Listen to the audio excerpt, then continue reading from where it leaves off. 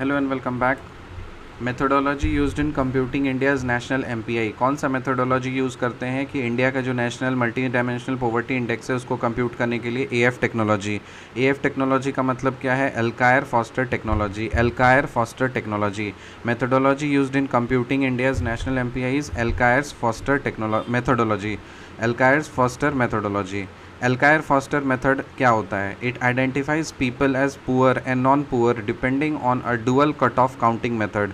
ये जो लोगों को आइडेंटिफाई करता है कि कोई गरीब है, कौन नॉन पुअर है या नॉन पुअर है, किस चीज़ पे बेसिस पे? ये dual cut off counting method पे, dual cut off counting method पे ये आइडेंटिफाई करता है। Individual is considered poor if deprivation score is greater than equal to 33.33% of poverty cutoff।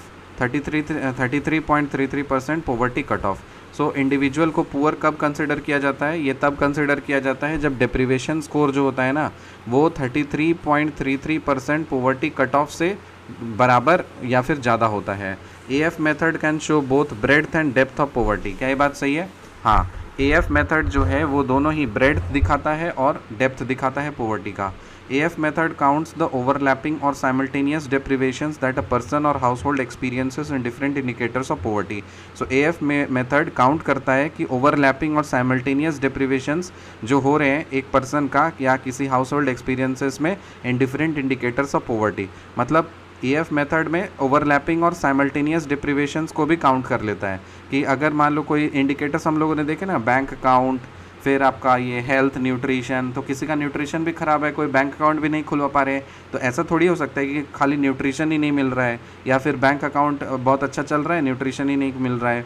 ऐसा नहीं हो सकता, वो बहुत सारे इंडिकेटर्स पे एक साथ हो सकता है, तो उस सब को काउंट करता है ये एएफ मेथड। ठीक है। So methodology use for computing India's national MPI. कौन सा मेथड यूज़ करते हैं? Alkire Foster methodology, AF methodology. Alkire Foster methodology क्या होता है? एक ऐसा मेथड होता है जो कि पुअर और नॉन पुअर को आइडेंटिफाई करता है depending upon a dual cut off counting method. वो dual cut off counting method के बेसिस पे ये आइडेंटिफाई करता है कि कौन पुअर है, कौन नॉन पुअर है। इंडिविजुअल को पुअर कब कंसिडर किया जाता है? वो जब उसका डेप्रिवेशन स्कोर जो होता है वो 33.33% पर पॉवर्टी कट ऑफ के बराबर या फिर ज़्यादा होता है। एएफ मेथड जो होता है वो दोनों ही ब्रेड्थ और डेप्थ दोनों ही आइडेंटिफाई कर लेता है। एएफ मेथड जो है ये काउंट करता है overlapping and simultaneous deprivations that a person or household experiences in different indicators of poverty. Sub indices of national MPI जो national multi dimensional poverty index है और उसका सब इंडिसेस क्या होता है? उसका दो सब इंडिसेस है, एक है हेड काउंट रेशियो और एक है दूसरा इंटेंसिटी ऑफ पॉवर्टी। एक है हेड काउंट रेशियो और दूसरा है intensity of poverty. Head count ratio को हम रिप्रेजेंट करते हैं कैपिटल एच से और इंटेंसिटी ऑफ पॉवर्टी को रिप्रेजेंट करते हैं कैपिटल ए से। सो हेड काउंट रेशियो और intensity of poverty. So MPI क्या होता है? H into A, that is head count ratio multiplied with intensity of poverty. Head count ratio क्या बताता है? ये बताता है हाउ मेनी आर पुअर, कितने लोग पुअर हैं, और इंटेंसिटी ऑफ पॉवर्टी ये बताता है how poor are the poor, कितना गरीब है तो वो कितना गरीब है। ठीक है, तो एक होता है सब indices of A national MPI क्या है? एक है हेड काउंट रेशियो और दूसरा है इंटेंसिटी ऑफ पॉवर्टी है। जो हेड काउंट रेशियो है वो बताता है कि कितने लोग गरीब हैं और इंटेंसिटी ऑफ पॉवर्टी ये बताता है कि अगर गरीब हैं तो कितना गरीब है।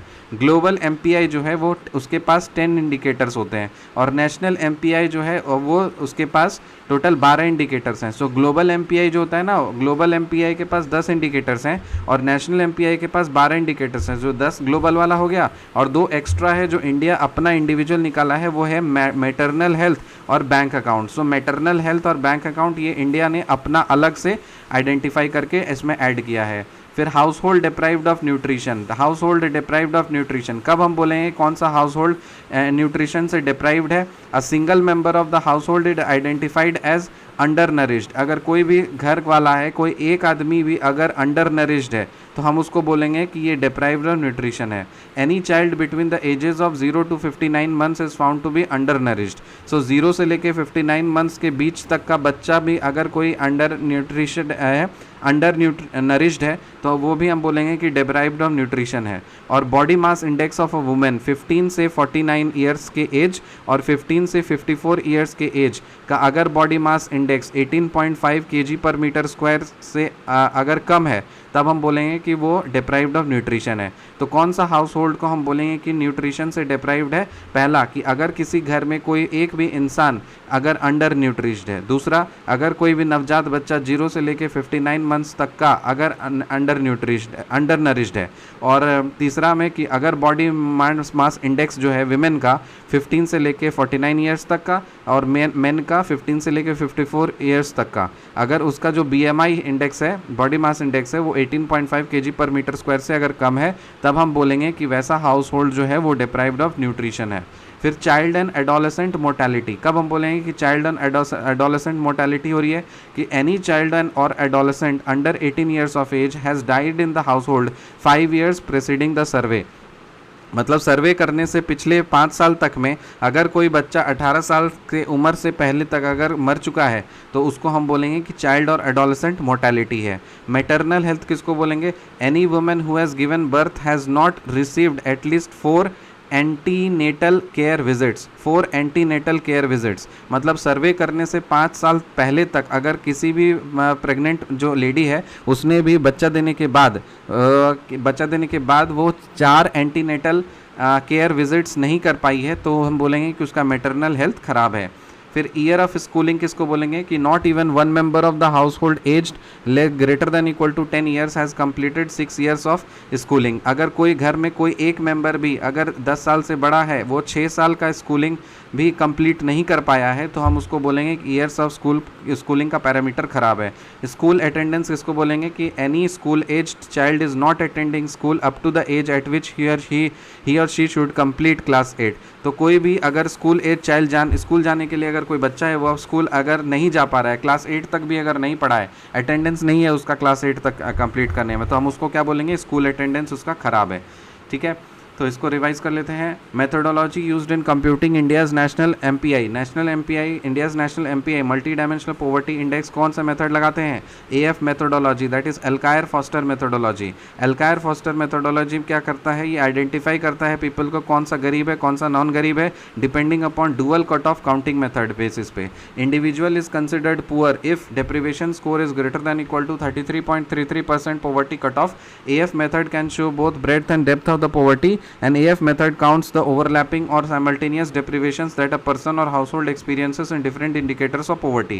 Sub indices of national MPI: head count ratio and intensity of poverty. Head count ratio H and intensity of poverty A.